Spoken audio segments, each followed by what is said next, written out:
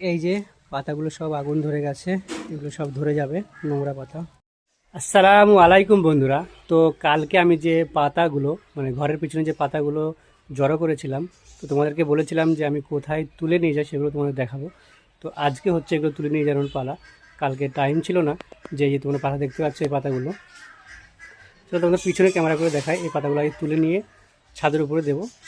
কতগুলো পাতা হয়েছে ছাদের উপরে নিয়ে গিয়ে সেগুলো তোমাদেরকে দেখাবো। চলো পাতাগুলোকে তুলে নিই। গাইজ, এই যে ঝুড়ি নিয়ে চলে এসেছি। এই ঝুড়ি আছে আর এই যে পাতা, দুটো দিকে পাতা হয়েছে।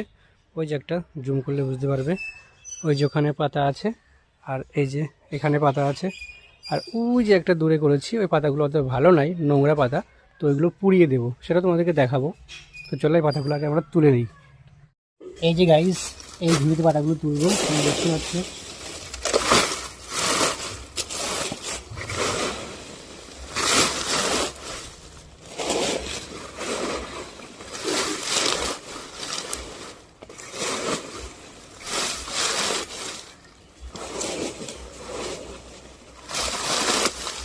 তো এক ঝুড়ি হয়ে গেছে, এটা ছাদের উপরে রেখে আসি চলো। এই যে গাইজ, এক ঝুড়ি পাতা ছাদের উপরে ঢেলে দিচ্ছি। সব ঢালা হয়ে গেলে তারপর আবার তোমাদেরকে দেখাবো যে কতগুলো পাতা হয়েছে। চলো আগে ওগুলো সব নিয়ে আসি। তো ওই পাতাগুলো তোলার আগে এই যে নোংরা পাতা আছে এগুলো আগুন দিয়ে ধরিয়ে দিই আগে। এই যে জন্য আমি চলে এসেছি গ্যাস লাইট। এই গ্যাস লাইট আগে নতুনই কিনে এসেছি। সবার আগে পাতাগুলো ধরিয়ে দিই।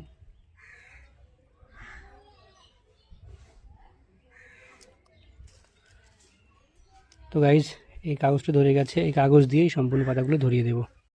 এই যে পাতাগুলো সব আগুন ধরে গেছে, এগুলো সব ধরে যাবে, নোংরা পাতা। তো গাইজ, এই যে সমস্ত পাতাগুলো গুছিয়ে নিয়ে আসার পরে ঠিক এতগুলো পাতা হয়েছে। মানে ঘরের পিছনে পরিষ্কার হয়ে গেছে এবং আমাদের জ্বালানিও হয়ে গেছে। দেখতে পাচ্ছ অনেক জ্বালানি হয়ে গেছে। তো তোমরা ছাদ থেকেই দেখতে পাবে যে ঘরের পিছনে কীভাবে পরিষ্কার হয়েছে। তো কেমন লাগলো আমার এই পরিষ্কার করা ভিডিওটা অবশ্যই কমেন্ট করে জানাবে, এবং কার কার ভালো লাগে তোমাদের সেটাও কমেন্ট করে জানাবে। এরকম জায়গা পরিষ্কার পরিচ্ছন্ন রাখা, কেননা আমি আগেই বলেছি আগের ভিডিওতে যে পরিষ্কার পরিচ্ছন্নতা হলো ইমানের অঙ্গ।